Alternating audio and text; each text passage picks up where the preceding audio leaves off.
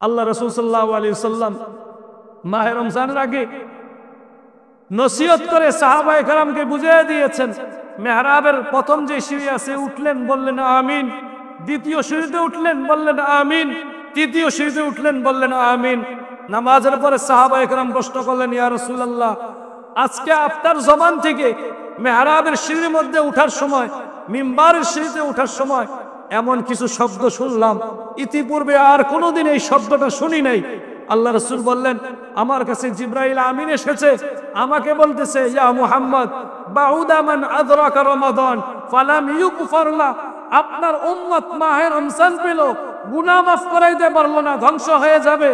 আমিও চিন্তা করে দেখলাম, আল্লাহ রহমত দিয়েছেন, মাগফিরাত দিয়েছেন, নাজাতুম মিনান নার দিয়েছেন, এরপরেও যদি উম্মত গুনাহ মাফ করাইতে না পারে, উম্মতের ধ্বংস অনিবার্য।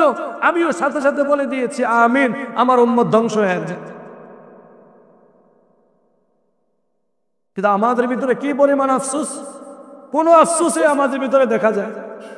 যে সময় আমরা একটু মূল্যায়ন করি, ইতিকাফের মধ্যে আমরা একটু বসে যাই, আল্লাহ তাআলার কাছে একটু চাওয়া শুরু করি আমরা, যে আল্লাহ আপনি আমাদেরকে মাফ না করলে আমরা এখান থেকে উঠবো না।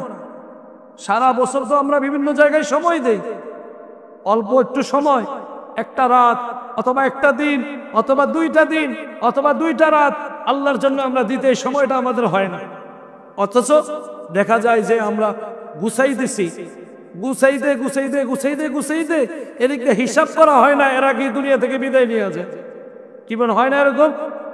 গুছাইতেছে, হিসাব করা হয় না, বাস হিসাবের শেষ হওয়ার আগে, গুছানোর আগে মরণের সময় এসে যায়। অথচ এই সময়টা যদি আমাদের আল্লাহর জন্য হইতো, তাহলে কতটা উত্তম হইতো আমাদের।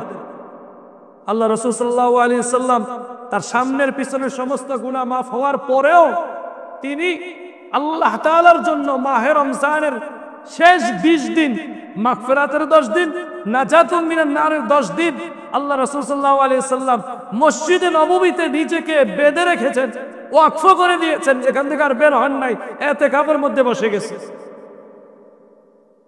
অথচ রাসূলের কোনো গুনাহ ছিল? আমাদের গুনাহ নাই। আল্লাহ আমাদের সবাইকে বুঝার তৌফিক দান করুন।